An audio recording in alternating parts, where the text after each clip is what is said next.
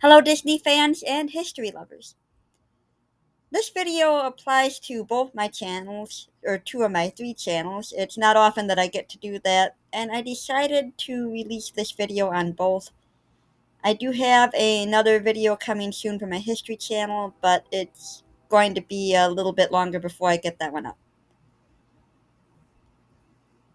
There's a lot going on in our country right now, and as we celebrate 250 years, it's a good time to look back on the past, on the freedoms that we fought for, and those who did the fighting for those freedoms. Back when the Declaration of Independence was signed, back when we made the Constitution, Ben Franklin was asked what kind of country we would be, and he said, a republic if we can keep it. 250 years on, there's so much unrest in this country, but it can help to look back and know that there's always going to be good people who do what is right, who believe in freedom. Ben Franklin was a really great man, and in 1953, Disney made a short about him called Ben and Me. The me refers to a little mouse named Amos. Amos is voiced by Sterling Holloway, and Disney fans will know him as the voice of Winnie the Pooh, as the voice of Kaa in Jungle Book, the voice of Rookford in the Aristocats, which is a pretty underestimated Disney movie. It's a pretty good one if you haven't seen that one, if you're watching this on my Disney channel. He did a lot of voice work. Cheshire Cat and Alice in Wonderland was another one of his roles. So, good choice for this little mouse. Very talented actor. Now, the story begins before Amos meets Ben Franklin, and he talks a little bit about his family history. Now, if you're watching this on my Disney channel, you'll be fascinated to see how some of the cats show other animated cats. Take a look at this one and tell me that cat isn't Lucifer from Cinderella.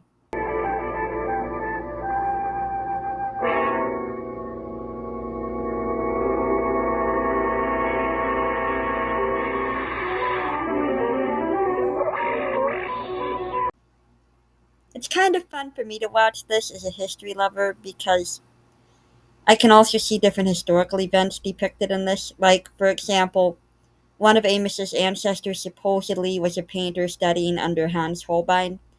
Now, if you know history, you know Holbein was a famous painter during the Tudor era, so a little bonus in this cartoon. Oh, Aloysius. Aloysius was a mouse painter.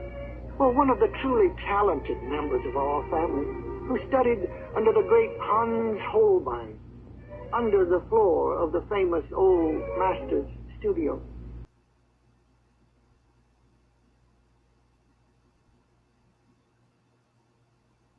Now, I mentioned before about you can see other Disney works referenced in this. Take a look at this cat in the segment where Amos's ancestors land at Plymouth Rock, and tell me that isn't Figaro. After a voyage of 9 weeks, they landed at a place called Plymouth Rock, and a new life in a new land was begun. At last, they were free. Free? Oh, well.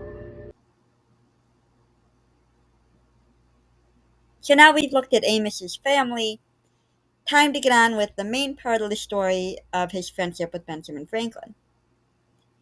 Amos's family are church mice, and you're probably familiar with the expression as poor as church mice. Mice have big families, so that's a lot of mouths to feed. He decides he's going to go out into the world and see if he can accomplish something on his own and maybe help his family that way. He ends up finding Ben Franklin, who tells him just call me Ben, and he's really struggling.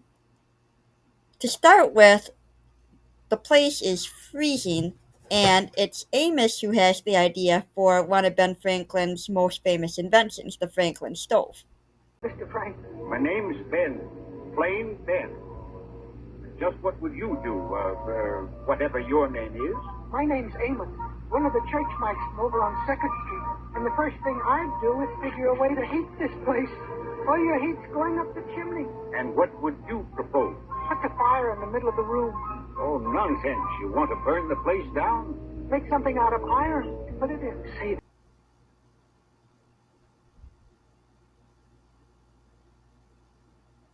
Another one of Ben Franklin's greatest inventions is bifocal glasses. Apparently, Amos gets credit for that one too. fixing Ben's glasses was quite a problem. He'd broken his outdoor pair as well as his reading glasses. Well, there was only one thing left. Try to make one pair out of the two. I should also say that Ben Franklin is voiced by Charlie Ruggles. Now, you might not recognize that name, but he was in over 100 films, classic era movie actor, and if you haven't heard his name, I guarantee you've seen his face in at least one picture.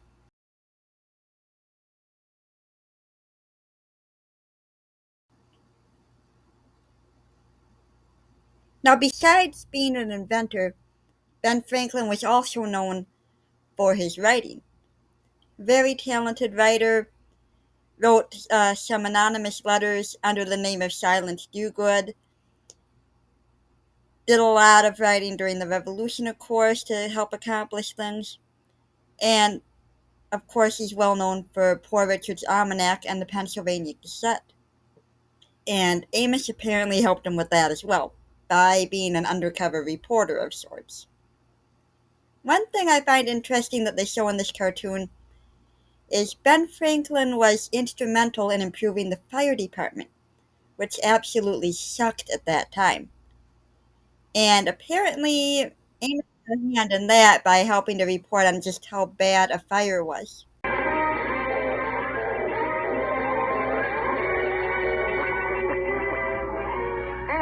due to our inadequate fire department, the building was a total loss.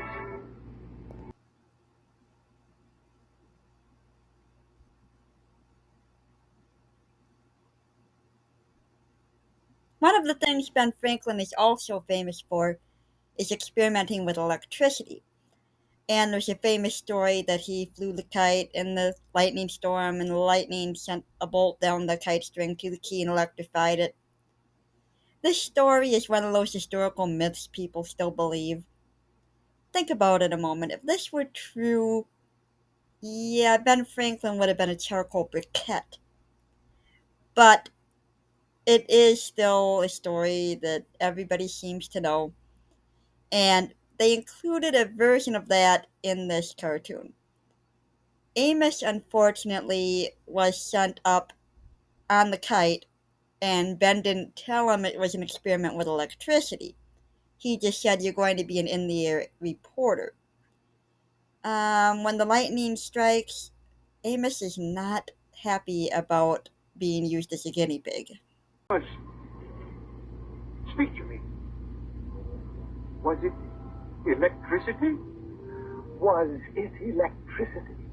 Was it electricity? Goodbye!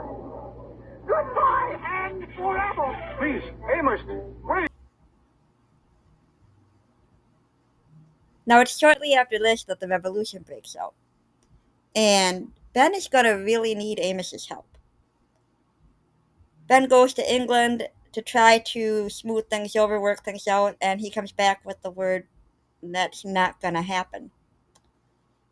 So, with everything in turmoil, a whole new country is coming to be their own independent nation, where before they were colonies.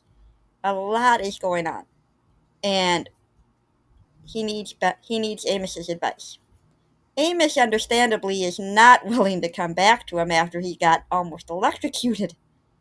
So Amos finally says, "Okay, I'll come back, but I'm drafting up a contract, and you'd better read it and sign it first." And Ben thankfully agrees to this. He's very grateful that he's getting any help at all.